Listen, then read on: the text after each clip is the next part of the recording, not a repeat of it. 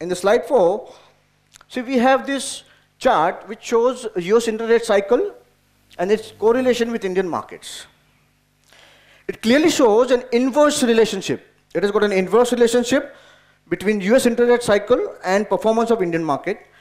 I've highlighted four cycles, and I'll give you the data of that. Like from January 2000 to June 2003, Fed eased rate from 6.5% to 1%. In the same period, Nifty moved negatively by 26.5%. So like Nifty did nothing for 2.5, 3 years, and it moved negatively by 26.5%. From June 2004 to June 2006, that's around 2 years, Fed raised the rates from 1 to 5.25%.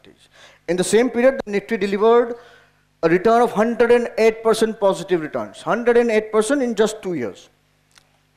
Third cycle, from 2007 September to December 2008, Fed eased the rate from 5.25 to 0.25. In the same period, Nifty delivered a return of negative 41%, 41% negative, and you are out of market. If you are following this, you are out of market for 15 months, and the whole pain is avoided if you are just following a simple data point. Now, from December 2015, again the Fed has started hiking the rates, and the interest rate is now, it has moved from 0.25 to 1%, and the current cycle is still on. And if you believe in this, you guys can remain long till the cycle ends, and make a whole lot of profit out of that.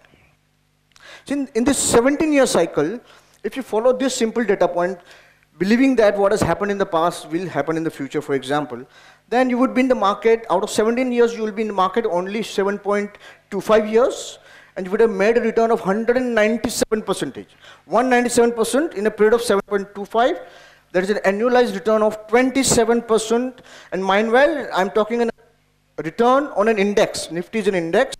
27% annualized return on an index is really, really fantastic. And again, Nifty is a leverage instrument. So you can understand the kind of return you would have made if you have done some sensible leverage on that.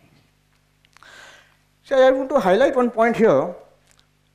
In 2013, Fed started tapering. So that was like unwinding of quantitative easing that started happening in 2013. And all the noise about interest rate hike started happening around December 2015, when Fed actually hiked the rate for the first time. And if you read the articles, if you take the opinion of expert on television and social media and everything where we were like bombarded with an article which was scary, and probably many of us would have squared positions, kind of sell off our long-term portfolio and then be ready for the interest rate hike, you know. And see what happened. Even we were faced with this problem. We started analyzing the cycle, and this is what we found. So the point I'm trying to make, if you remain objective and stick to data, analyze it, and then frame an opinion and then start executing, you are better off rather than getting carried away by the media noise and the noise all of us, including myself, like expert people like us, create, you know. From this, it is very evident that the algorithm has a very, very wide scope. It's not only limited to stock market. However, today we are going to talk about use of algorithms in stock market, trading and investments. Algorithm. Why should we use algorithm? If I put in the words of Jesse Livermore, all through time, people have basically acted and reacted the same way in the market as a result of greed, fear, ignorance, and hope. That is why the numerical formation and patterns reoccur on a constant basis. So there is a reason why a numerical pattern happens on a constant basis. Because over a period of time, over generations, the action and reactions of people have almost been identical. So algorithms can be used to identify such setups and patterns, and which with rule-based approach, they can be traded profitably. I'll quickly zip through some of the advantages. There are many more advantages. I'll zip through some of them very quickly for the lack of time. Basically, since it is rule-based, It minimizes emotions. It minimizes emotions, but definitely because there are no discretion available to you. Once you are hooked onto an algo, once you have decided to execute it, you have to do as directed. Since it is rule-based, it minimizes, definitely helps minimizing your emotions. It has the ability to backtest. You have a lot of past data available thanks to data vendors and people like Reliable Software and all. You have a lot of data available, you can backtest. You can see the result. If you don't like the result, you change the parameters or you do whatever you want, and then you find again backtest. Once you're comfortable, you can start running the algo. So the ability to backtest the past data is one of the greatest advantage that an algorithm has.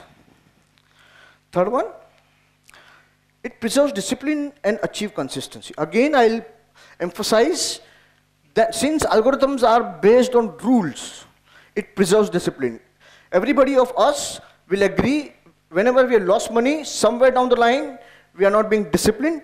We have broken the rules. We have broken our own rules. We have broken our own beliefs. And that is where we have incurred the loss.